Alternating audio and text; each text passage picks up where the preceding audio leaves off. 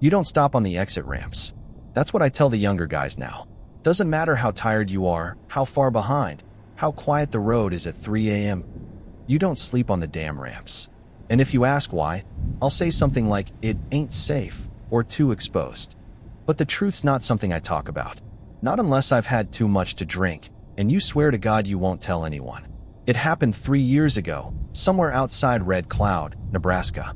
I'd been behind schedule thanks to a mechanical delay out of Topeka and didn't have time for my usual rest stop near York.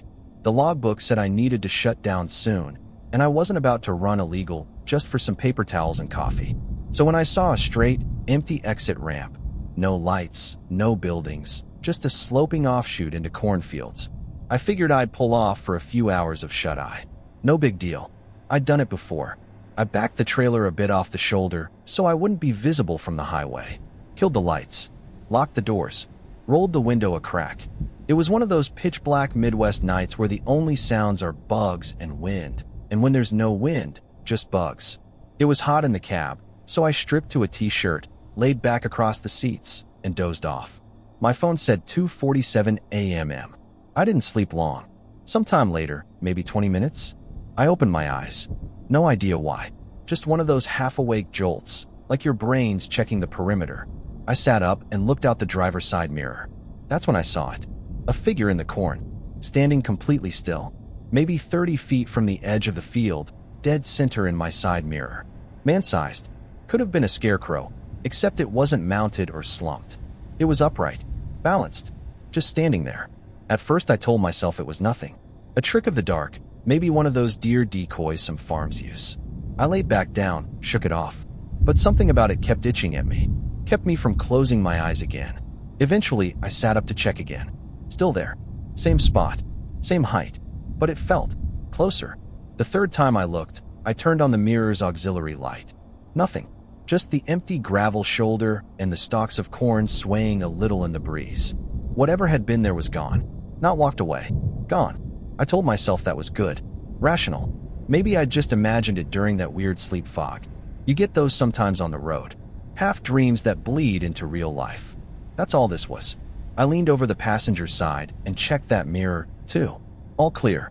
I should have just stayed in the cab. But I had to piss. I grabbed a small flashlight from the glove box and stepped out the driver's side door.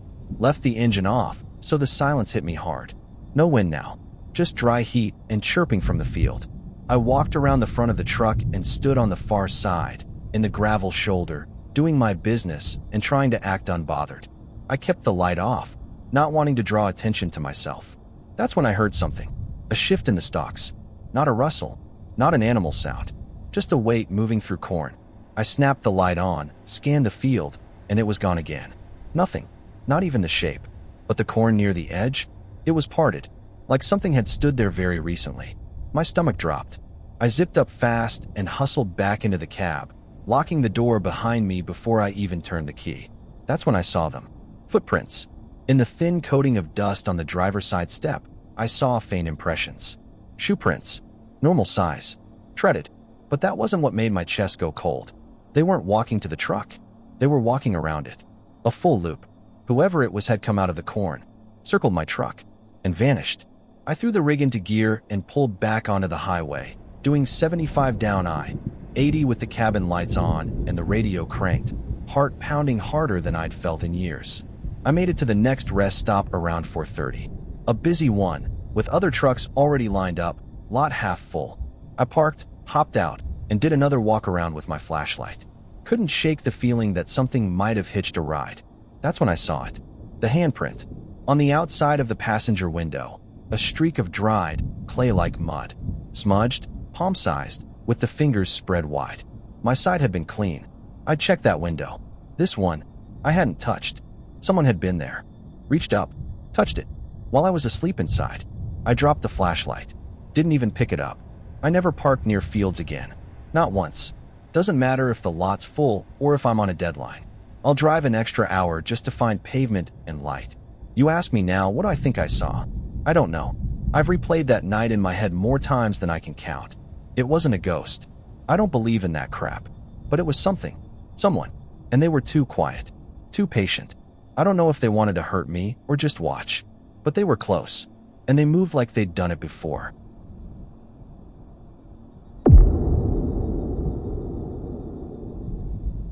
I wasn't even supposed to be on the road. Not long term, anyway.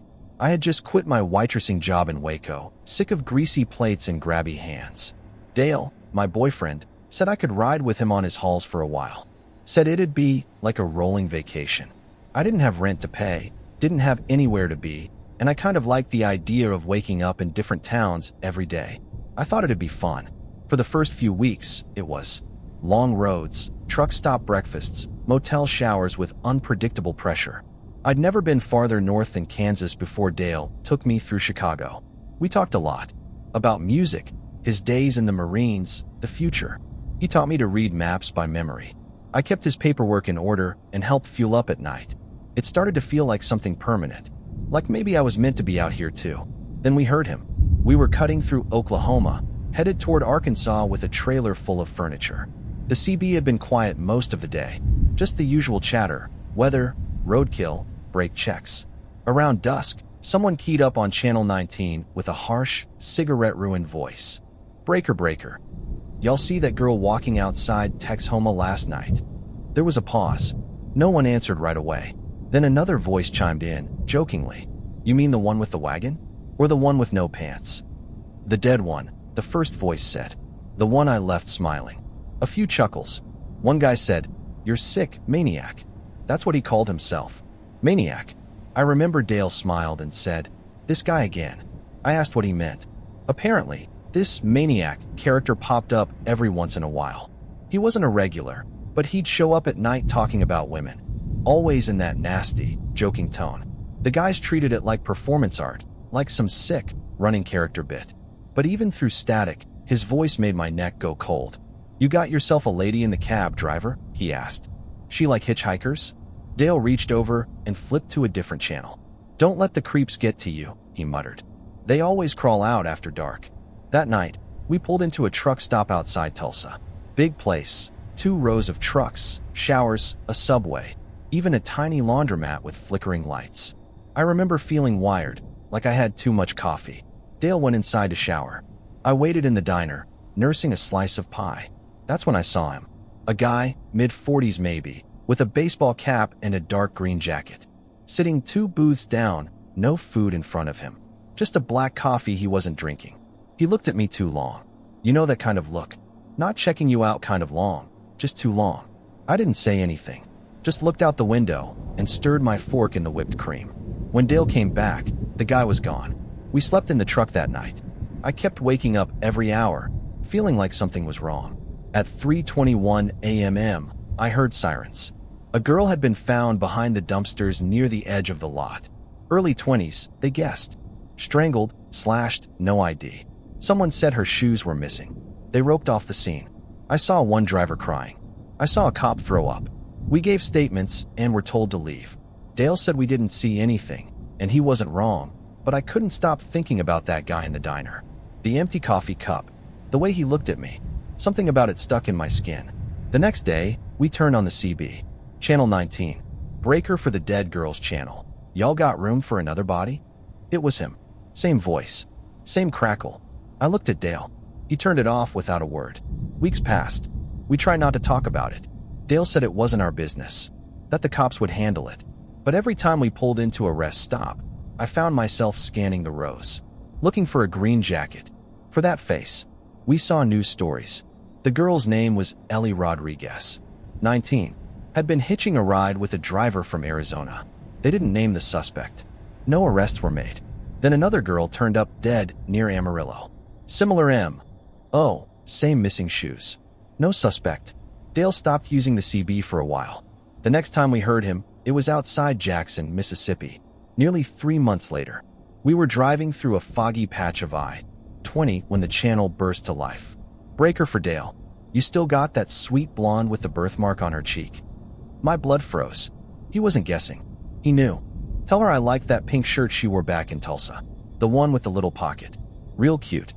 Dale reached for the CB, but I stopped him. "You shouldn't answer," I whispered. "Don't let him know you're scared." "Too late," the voice said. That's when the truck passed us. A faded red rig, older model. No company markings.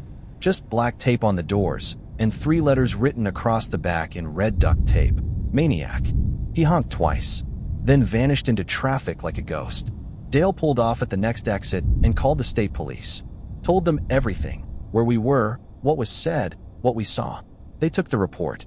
Said they'd look into it. Nothing happened. That night, we parked at a brightly lit station with security cameras and a 24-hour attendant. I couldn't sleep. I kept checking the mirrors.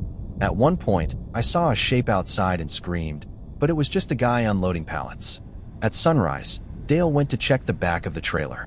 I followed, and that's when we saw the sticker. On the rear doors, barely the size of a playing card. A single pink sneaker. Cartoon style. Just like the ones the girl in Tulsa had reportedly worn. We hadn't seen it before. We would have seen it. Which means someone put it there? We finished that haul, but I never rode with Dale again. He asked me once, months later, if I wanted to come with on a short Texas run. I said no. I couldn't explain it, but the CB radio made my skin crawl. I started hearing things that weren't there. Every static buzz felt like his voice waiting to break through. I followed the murders for a while. All unsolved. All along interstates. All young women. Usually hitchhikers or truck stop waitresses. Shoes always missing. No prints. No suspects. Eventually, I stopped looking. But sometimes, when I'm driving late at night, windows cracked, I think I hear that voice again. Breaker 19 for the Dead Girls channel. And I can't help but wonder if he remembers me. Because I sure as hell remember him.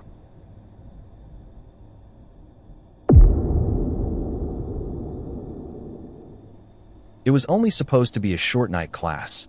I was finishing a late studio session, Typography 2, Tuesdays until 9:15 p.m. The kind of class where you lose track of time clicking around Adobe Illustrator until you look up and realize you're the last one in the lab. My dorm was only 2 miles from campus, and I usually didn't mind the drive. But that night, when I turned the key in my Civic, all I got was a click. Battery was dead. Maybe alternator. I didn't know much about cars, and I was too tired to care. I called the number on the university's safety site, one of those preferred service providers lists. The dispatcher was efficient. Said someone would be there in 20 minutes. Said his name was Ray. Safe, licensed, and vetted, she added. I appreciated that. It was cold, and I was standing under a flickering lamppost in a half-empty lot with my bag clutched to my chest. When the tow truck rolled in, I felt relieved. That didn't last long. He looked like someone's uncle. Mid-40s, buzz cut, clean jeans, steel-toe boots.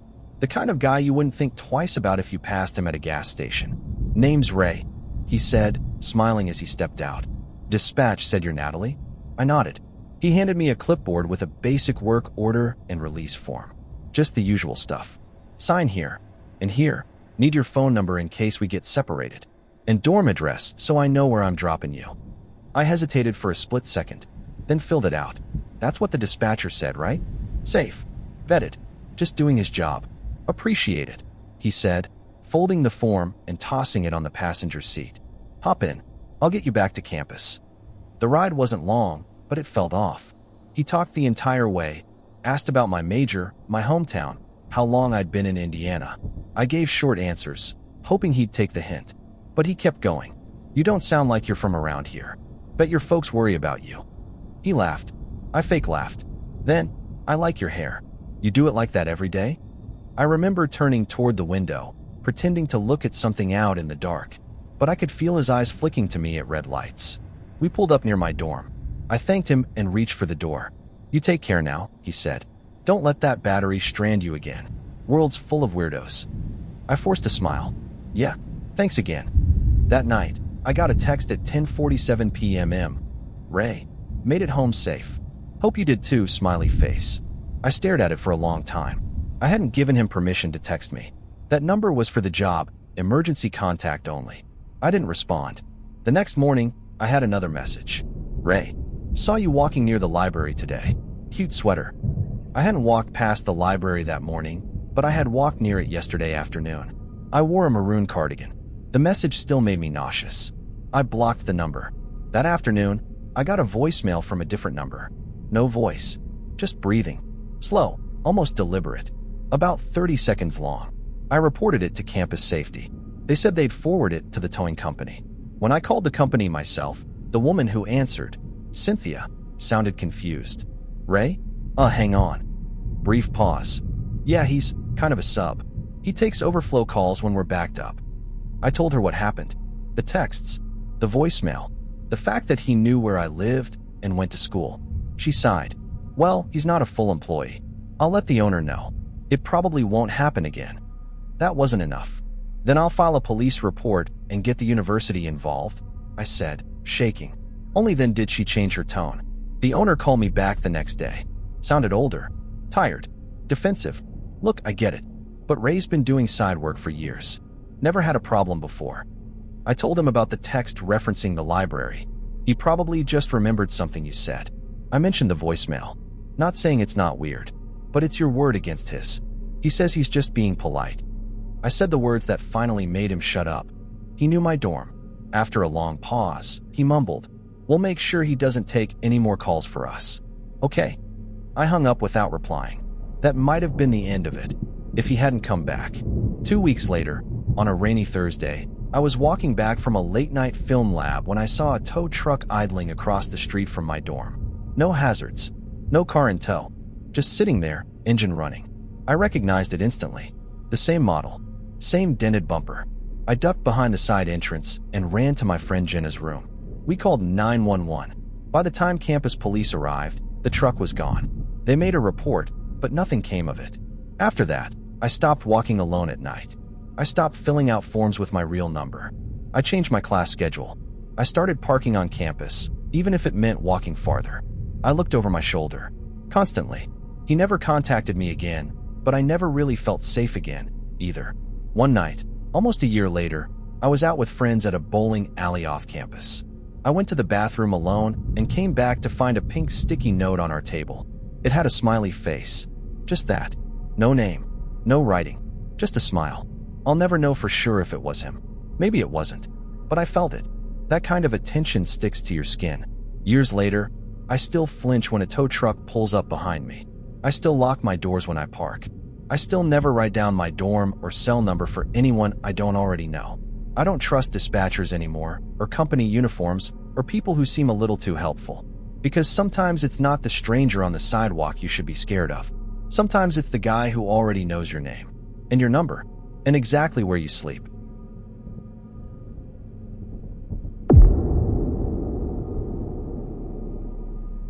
It was supposed to be a laid-back weekend. Me, Harper, and our dog Milo doing a road trip through the Midwest, Chicago to Louisville, back through Indiana. Nothing crazy. Just a few stops, cheap motels, lots of gas station coffee. We'd been on the road 6 hours already when we hit one of those bland, copy-paste rest areas. Single-story brick building, 2 vending machines, picnic tables out front. Just off I-65 near Rensselaer, I think. It was almost sunset. Sky doing that orange-pink gradient. Harper said Milo needed to pee and stretch his legs, so she clipped on his leash and wandered to the grass. I went to grab a Coke from the machines. That's where I met the guy. He came from the direction of the semi-trucks parked on the far edge of the lot. Tallish, maybe 6 feet 2 inches. Mid-50s, weathered face, gray scruff on his chin. Wore jeans and a stained white thermal. Nothing unusual at first. "Hey buddy," he called out. "You didn't see a phone out here, did you?" "iPhone, black case." I shook my head. "Nah, sorry. Just got here." "Damn," he said, rubbing his neck. "Think it might have slipped out when I stepped down from the cab. Mind giving me a hand real quick?" I paused. Something about the tone didn't feel right. "What do you mean?" He pointed over his shoulder to a blue Kenworth parked a few rows down. Probably just under the seat or wedged somewhere weird. Happens all the time. Be easier if someone could climb up and check the passenger side. These knees ain't what they used to be. He smiled, friendly, but too much. I laughed it off. I'm not really comfortable doing that. "Sorry, man." "No big deal," he said, still smiling. "Ain't gonna bite. Just a quick peek. Swear to God." That's when I noticed he didn't have a phone in either hand. No backup device. No flashlight. No signs of searching. He hadn't walked the grass, hadn't checked under the vending machines, hadn't looked anywhere except directly at me. I looked back toward Harper and Milo. They were still on the grass. Harper crouched down tying her shoe. She hadn't seen the guy approach me. I turned to him again. "You checked the cab already?"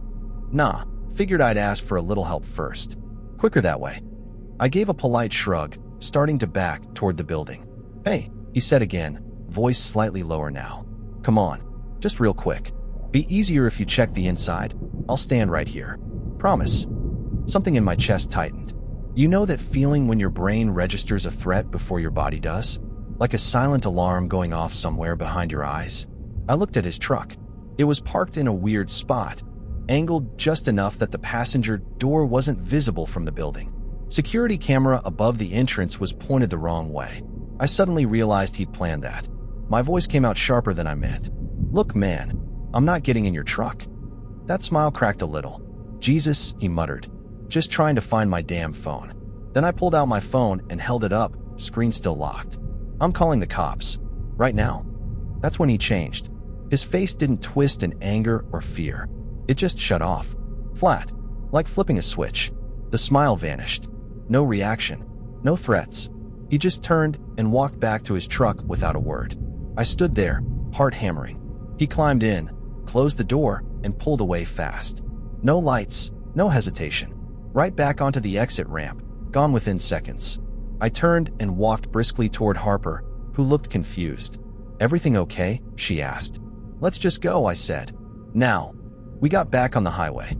I didn't say anything at first. Neither did she. About 10 minutes later, she finally asked, "What happened back there?" I told her everything. How the guy never actually searched for his phone. How he tried to get me inside his truck. How he parked out of camera view and didn't hesitate to leave the second I threatened police. I couldn't prove it. He hadn't touched me, hadn't raised his voice. But something about the interaction felt practiced. She didn't call me paranoid, didn't tell me I was overthinking it. Instead, she squeezed my hand and stared out the window. That night, we stayed in a cheap motel off a rural exit. One of those places where the room smells like chlorine and the lock jiggles when the AIC kicks on. I double-locked the door, wedged a chair under the handle, covered the peephole with tissue paper. "Kev," Harper said, half asleep in bed. "You think he's done that before?" I didn't answer, because I knew he had. You don't just pick a mark that confidently unless you've run the script before. Friendly tone, harmless smile, excuse that makes you feel bad for saying no. I kept replaying his expression after I said I was calling the police. No anger, no panic, just cold, shut off, calculated. I barely slept that night. Every time a semi passed on the road outside, my chest tightened. The worst part? I never saw his plates. I didn't think to look. I was too busy getting away, too stuck in that weird fear where nothing technically happens. So you feel like maybe it's your fault for panicking. But it wasn't, because something was going to happen. I know that in my bones. He wanted me in that cab. Not for help. Not for conversation. For whatever else he's done before. And I know, I wasn't the first person he tried it on. We reported it to state troopers the next morning. Vague description. No plate. No name. No identifying features except a blue Kenworth and the location. They said they'd check the camera footage, but I don't know if they ever did. All I know is, from that day on, I've never stopped at a rest stop without looking around first. Never parked next to trucks if I can help it. And if anyone ever asks me to climb inside their cab again, even to help, I don't even respond. I just walk away. Because not every predator looks like a monster. Some of them smile. Some of them ask nicely. And some of them drive away clean when you say no, just to try again somewhere else.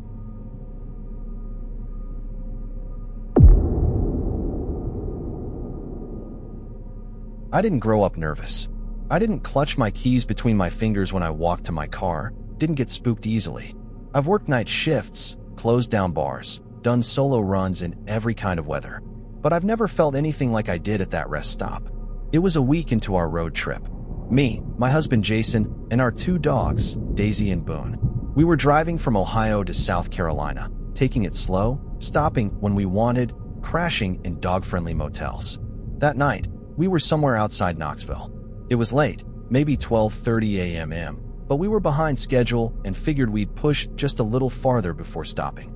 That's why we pulled off at a rest area off I-40. Nothing fancy, just a small brick building with bathrooms, a vending machine area, and a strip of grass with a few dim light poles. One other car, and maybe 4 or 5 semis parked way off to the right. Jason said he had to pee. I offered to walk the dogs while he went in. I clipped on their leashes and stepped into the grass. I was gone maybe 5 minutes. Just long enough for someone to notice I was alone.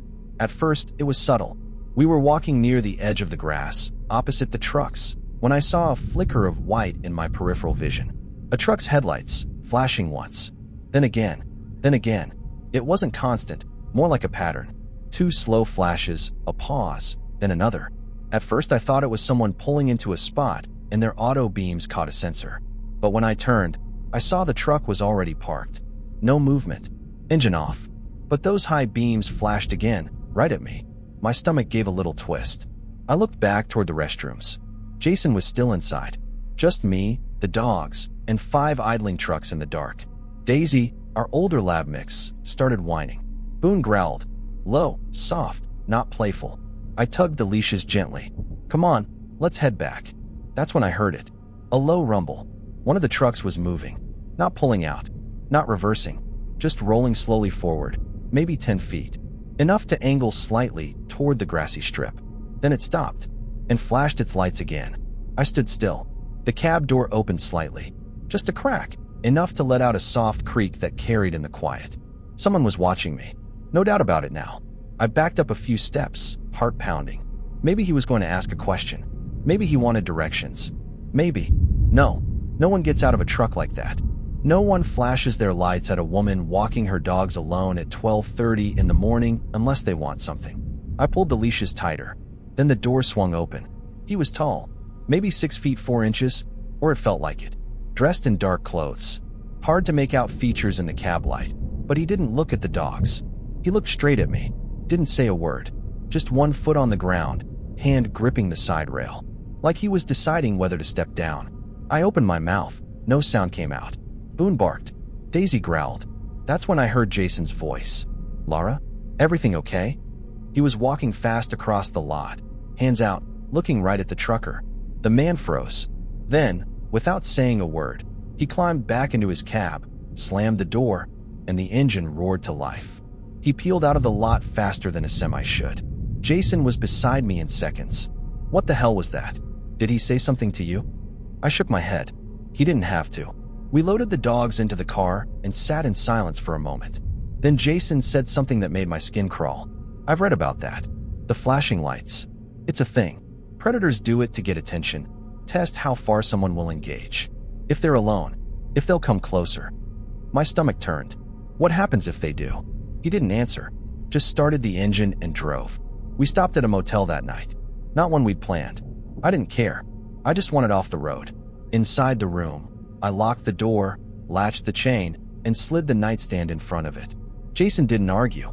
I sat on the bed fully clothed while he filed a report through the Highway Patrol's website. Description of the truck. Time. Location. What we saw? I couldn't stop shaking. Not from fear anymore, but from after.